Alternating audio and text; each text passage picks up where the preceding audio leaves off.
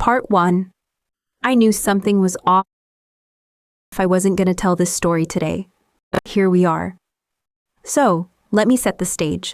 I'm sitting here, almost at 100,000 subscribers, feeling all kinds of emotions. And this story? This one's personal. It's the kind of story that gets watered down when I tell it at a family BBQ. But today? Nah. Today I'm giving you the real version. The story of how I found out I was being cheated on. Not the cute, edited version. The real, messy, raw truth. For the sake of privacy, we're calling him Richard. But let's be real, he's got one of those names. Chad, Chris, Blake. You know the vibe. I was a teen mom. Had a beautiful baby girl, just 1 year old. Newly married, like 3 weeks married. And pregnant, with twins. I had all the dreams you'd expect. Fresh start, big family, happily ever after. But less than a month in, I felt that itch. You know the one. The whisper in your gut that something's wrong. He was acting different. Protective of his phone, but in that sneaky way. Sometimes leaving it out, sometimes keeping it glued to him. You know how that goes. And ladies, trust your instincts. We see the red flags.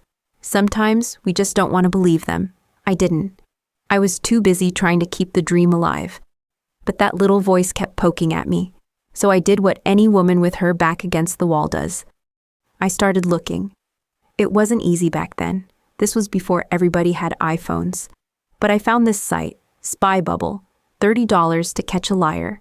I didn't have the extra cash, but I didn't care. Something told me to do it. I installed that thing like I was on a mission. He was asleep, phone right by his face.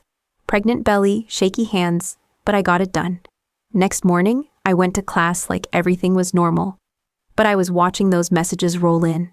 And boom, within 15 minutes of me leaving the house, he's texting another woman, talking about kissing, asking what she's doing tonight.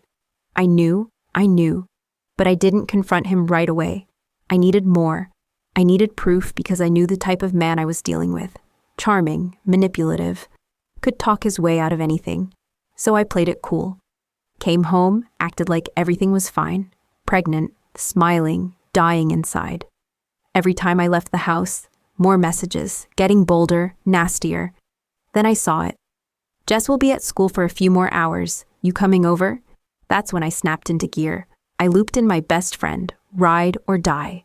And we set a plan. I pretended I'd be gone all night, gave him the green light. And just like that, he invited her over. I left class early, heart pounding out of my chest.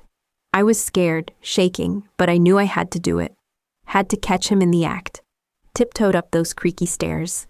Opened the door, and there he was, pulling up his pants, looking like a deer caught in headlights. And the woman? His cousin by marriage. Yeah. Let that sink in. I told her to get out of my house. She ran. He tried to gaslight me, play it cool, but I laid down the receipts, the text messages, the times, the vacuum story. And you know what he did? Took off his ring, handed it to me, walked out. My friends and family helped me move back home. That was the last I saw him for 3 months, pregnant with twins, heartbroken, but not broken. And that's how I found out my husband cheated on me with his cousin.